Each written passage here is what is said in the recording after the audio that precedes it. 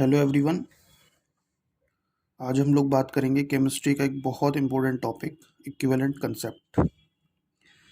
इस कंसेप्ट से पहले आपने एक कंसेप्ट और पढ़ा होगा, मोल कंसेप्ट,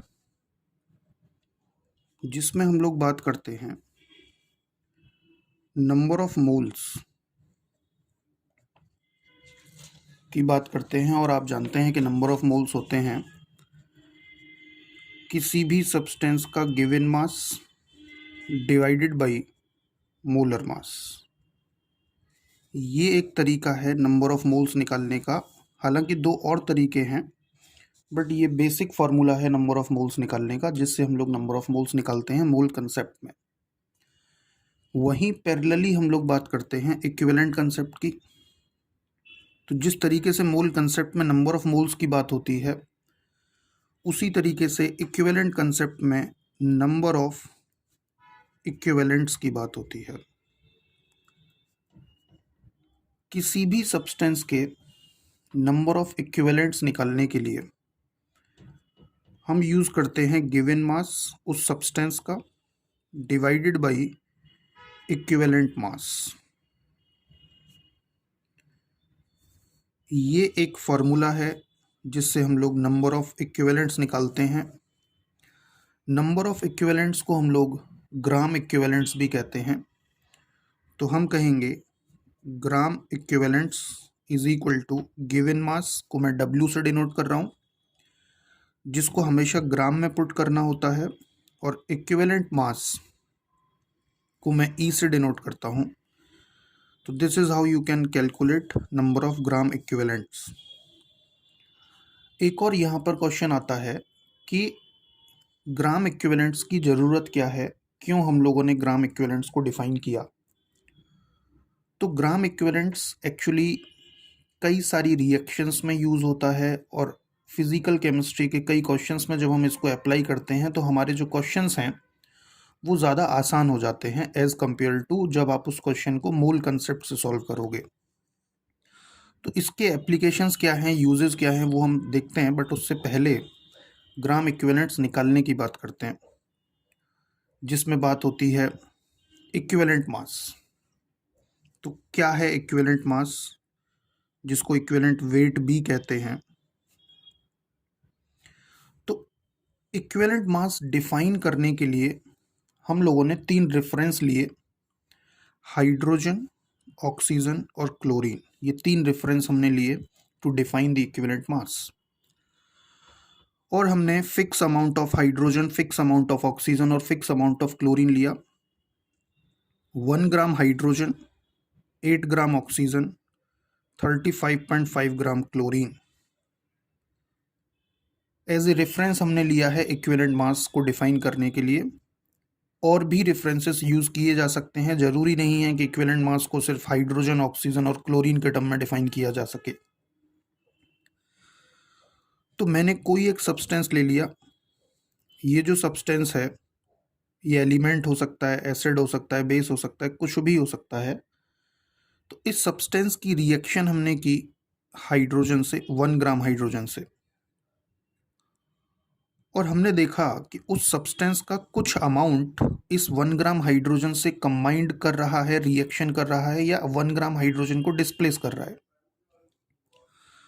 तो मैंने मान लिया कि जब इस सब्सटेंस की रिएक्शन 1 ग्राम हाइड्रोजन से की, तो x gram of that substance is used to react with 1 gram hydrogen.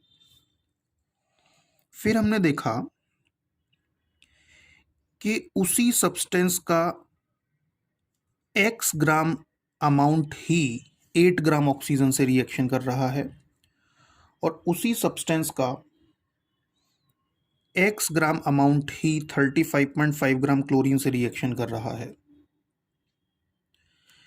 इसका मतलब ये जो x ग्राम कहलाएगा इक्विवेलेंट मास किसी भी सब्सटेंस का, because it is equivalent. Equivalent क्यों है? क्योंकि उतना ही अमाउंट 1 ग्राम हाइड्रोजन से रिएक्शन कर रहा है, उतना ही अमाउंट 8 ग्राम ऑक्सीजन और उतना ही अमाउंट 35.5 ग्राम क्लोरीन से रिएक्शन कर रहा है।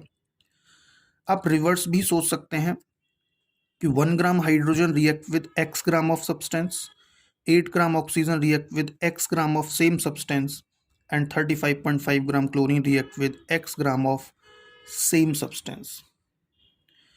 इसका मतलब 1 ग्राम हाइड्रोजन जितनी रिएक्शन करेगा उतनी ही रिएक्शन में पार्ट 8 ग्राम ऑक्सीजन लेगा और उतनी ही रिएक्शन में पार्ट 35.5 ग्राम क्लोरीन लेगा।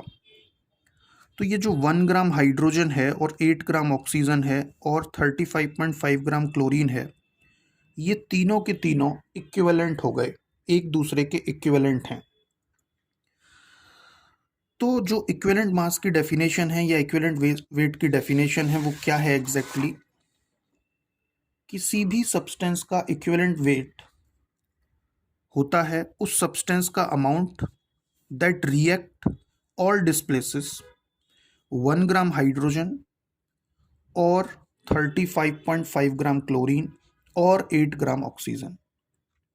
यहाँ और इसलिए लगा रखा है क्योंकि या तो 1 ग्राम हाइड्रोजन से रिएक्शन कराकर देख लीजिए या 8 ग्राम ऑक्सीजन से या फिर 35.5 ग्राम क्लोरीन से रिएक्शन कराकर देखिए किसी सब्सटेंस की। जितना अमाउंट उस सब्सटेंस का रिएक्शन करेगा उसी को हम लोग उस सब्सटेंस का इक्विवेलेंट वेट या फिर इक्विवेलेंट मास बोल देंगे। अब अगला सवाल ये है कि जो इक्विवेलेंट मास है या जो इक्विवेलेंट वेट है, जो इक्विवेलेंट मास या फिर इक्विवेलेंट वेट है वो निकालेंगे कैसे? तो इक्विवेलेंट मास होता है किसी भी सब्सटेंस का molar mass divided by n factor. N factor को हम लोग वैलेंसी फैक्टर भी कहते हैं और एन फैक्टर को हम लोग इक्विवेलेंट फैक्टर भी कहते हैं। तो इक्विवेलेंट मास हुआ molar mass divided by n factor. अब किसी भी सब्सटेंस का मोलर मास कैसे निकालते हैं ये तो हमने मोल कंसेप्ट में पढ़ा हुआ है और ये आप लोग जानते हैं, बट अब क्वेश्चन ये है कि एन फैक्टर कैसे निकाला जाएगा।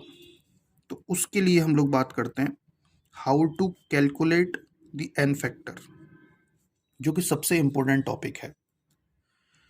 तो जो एन फैक्टर है इसकी कोई एक पर्टिकुलर डेफिनेशन नहीं है। इसकी डेफिनेशन डिपेंड करती है कि आप किसका एन फैक्टर निकाल रहे हो। जैसे सबसे पहले हम लोग बात करते हैं किसी भी एलिमेंट के लिए। अगर किसी भी एलिमेंट के एन फैक्टर की बात होती है तो किसी भी एलिमेंट का एन फैक्टर होता है उस एलिमेंट की वैलेंसी। किसी भी एलिमेंट की वैलेंसी उस एलिमेंट का एन फैक्टर होगा और वैलेंसी होती है कि किसी भी एलिमेंट के एटम को ऑक्टेट पूरा करने के लिए कितने इलेक्ट्रॉन लॉस या कितने इलेक्ट्रॉन गेन करने होंगे, वो उस एलिमेंट की वैलेंसी होती है। जैसे हाइड्रोजन, हाइड्रोजन की वैलेंसी 1 होती है, क्लोरीन की वैलेंसी भी 1 होती है, ऑक्सीजन की वैलेंसी 2 होती है। किसी भी एल्कली मेटल फर्स्ट ग्रुप के जो मेटल्स होते हैं जैसे सोडियम, पोटेशियम, लिथियम, उन सब की वैलेंसी 1। सेकेंड ग्रुप के मेटल्स जैसे मैग्नीशियम, कैल्शियम, बेरिलियम, इन सब की वैलेंसी 2 होती है। हालांकि ऐसे भी कुछ एलिमेंट्स होते हैं जिनकी वैलेंसी वेरिएबल होती है, अलग अलग वैलेंसी शो कर सकते हैं, उसकी बात हम लोग बाद में करेंगे।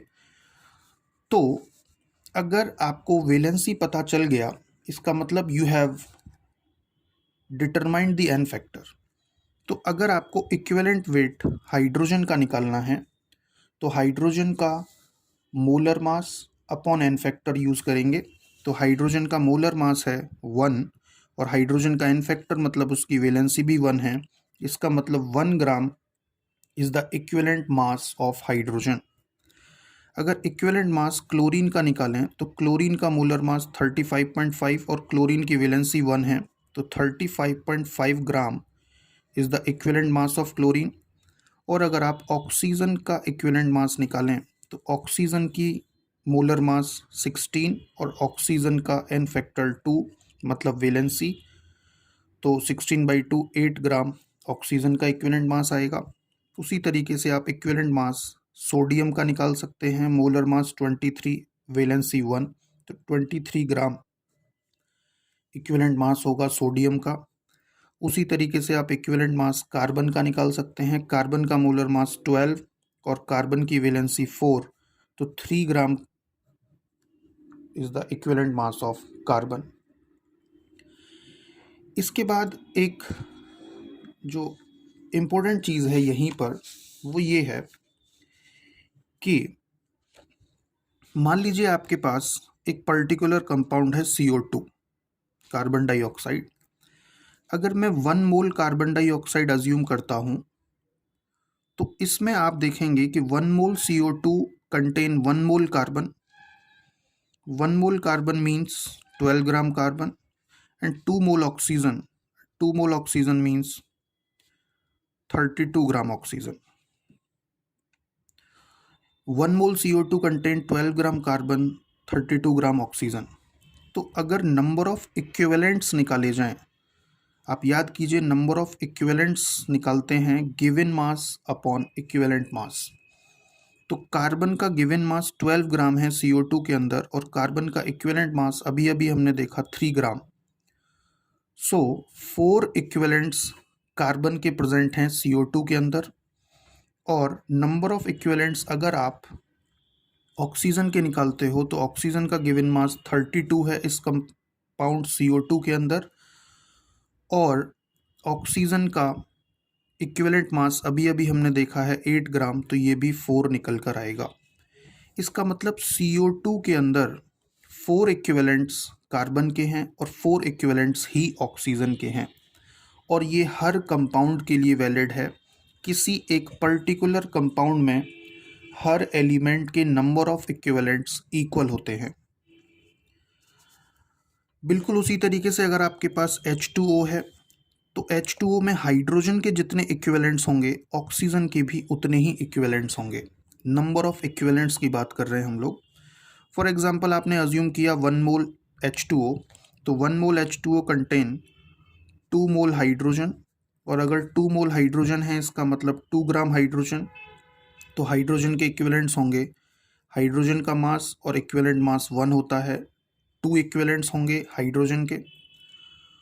और ऑक्सीजन है 1 मोल दैट इज 16 ग्राम, तो नंबर ऑफ इक्विवेलेंट्स होंगे ऑक्सीजन के गिवन मास 16 और इक्विवेलेंट मास 8, ये भी 2 होंगे।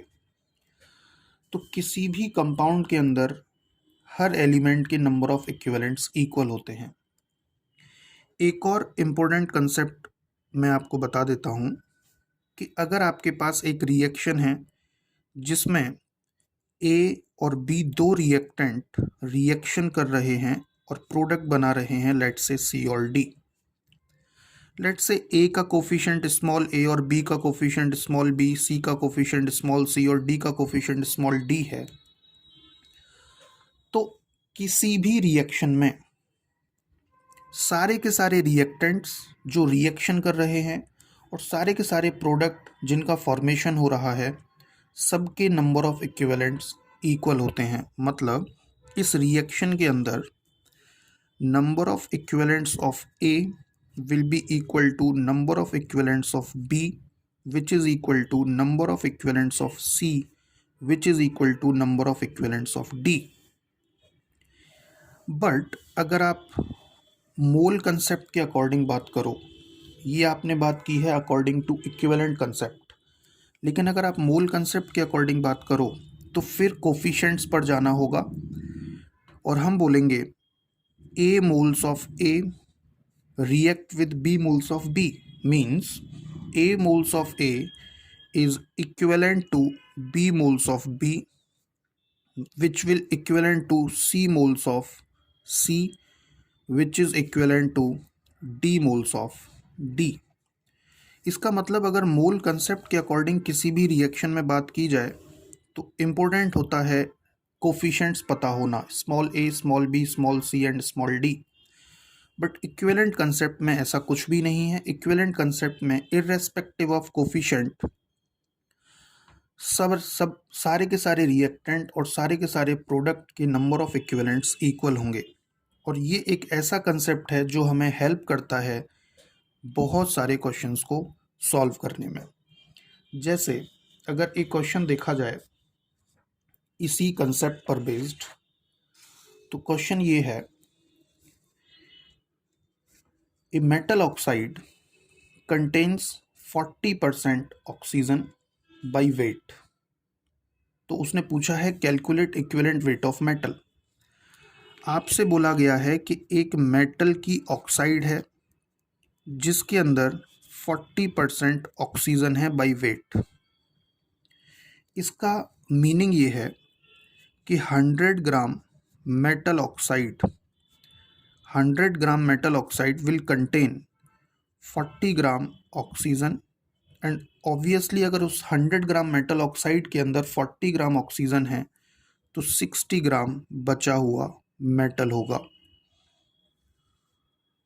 तो हुआ ये है कि अगर आपके पास किसी भी मेटल की ऑक्साइड है तो मेटल ऑक्साइड का फॉर्मेशन हुआ होगा मेटल प्लस ऑक्सीजन की रिएक्शन से।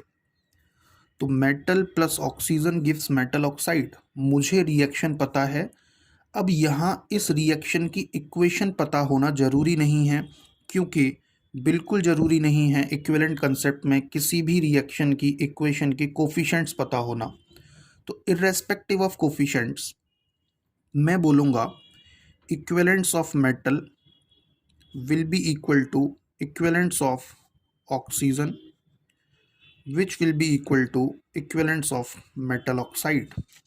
जैसा कि अभी अभी थोड़ी देर पहले बात हुई थी कि किसी भी रिएक्शन में सारे रिएक्टेंट्स और सारे प्रोडक्ट के नंबर ऑफ इक्विवेलेंट्स इक्वल होते हैं। तो अगर मैं इन दोनों को इक्वल करके चलता हूँ, equivalents of metal is equal to equivalents of oxygen, तो equivalents of metal is equal to equivalents of oxygen को अगर इक्वल करके चलते हैं तो आप लोग देख रहे हैं इक्विवेलेंट्स होता है मास अपॉन इक्विवेलेंट मास। तो मेटल का मास ऑक्साइड के अंदर है 60 ग्राम। मेटल का इक्विवेलेंट मास हमें पता नहीं है, हमसे पूछा गया है। ऑक्सीजन के इक्विवेलेंट्स होंगे, ऑक्सीजन का इक्विवेलेंट मास 40 और ऑक्सीजन का इक्विवेलेंट मास अभी अभी हमने निकाला था 8 ग्राम। यहाँ से अगर आप इसको सॉल्व करोगे तो यू विल गेट 12 ग्राम। ई की वैल्यू 12 ग्राम आएगी, मतलब मेटल का इक्विवेलेंट मास 12 ग्राम होगा इस क्वेश्चन के अंदर। इसके बाद एक और क्वेश्चन हम लोग देखते हैं इसी कंसेप्ट पर बेस्ड। आपसे बोला गया a metal carbonate on heating is converted to metal oxide and is reduced to 60% of its original weight. The equivalent weight of metal is क्या होगा?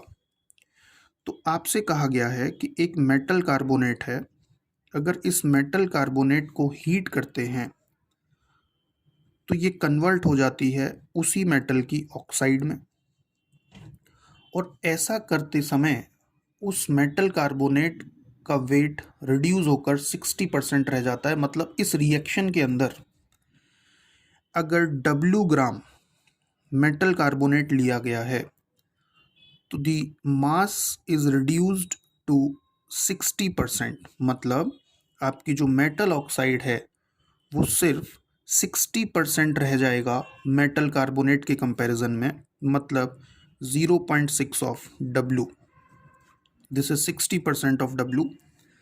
तो क्योंकि इस रिएक्शन में ये रिएक्टेंट है, ये प्रोडक्ट है, तो जो अभी अभी हमने कंसेप्ट पढ़ा उस पर बेस्ड मैं कह सकता हूँ equivalent of metal carbonate will be equal to equivalent of metal oxide.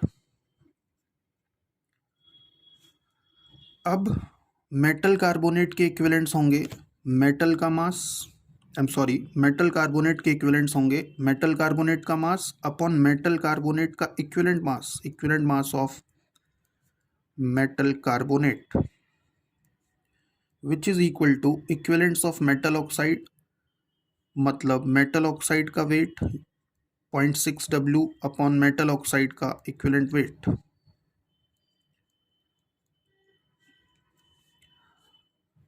अगर मेटल कार्बोनेट है तो उसके अंदर मेटल होगा और कार्बोनेट होगा।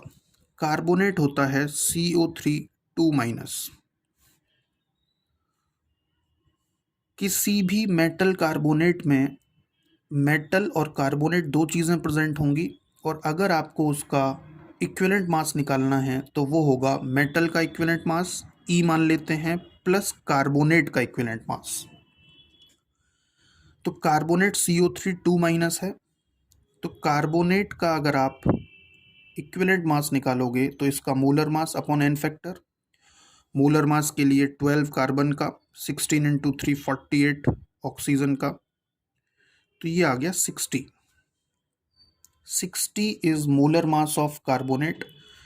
और किसी भी आयन का एन फैक्टर होता है उस पर चार्ज कितना है, तो मेट जो कार्बोनेट है उसका इक्विवेलेंट मास होगा molar mass 60 upon n factor 2 that is 30। तो कार्बोनेट का इक्विवेलेंट मास मैंने यहाँ 30 पुट कर दिया, ये 0.6 W।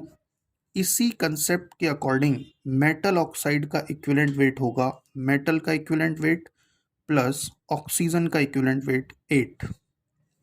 W से W कैंसिल, इसको क्रॉस मल्टीप्लाई कीजिए और अगर आप इसको सॉल्व करोगे तो E की वैल्यू आएगी 39 ग्राम।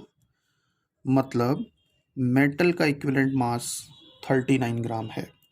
इस तरीके से आप बेसिक क्वेश्चंस इक्विवेलेंट मास निकालने पर बेस्ड कर सकते हैं। तो आज की वीडियो में हमने देखा कि किस तरीके से हम लोग एन फैक्टर निकालते हैं किसी एलिमेंट का। नेक्स्ट वीडियो में हम लोग बात करेंगे एन फैक्टर एसिड्स का, बेस का, सॉल्ट्स का और ऑक्सीडाइजिंग एजेंट और रिड्यूसिंग एजेंट का कैसे निकालते हैं। Thank you so much.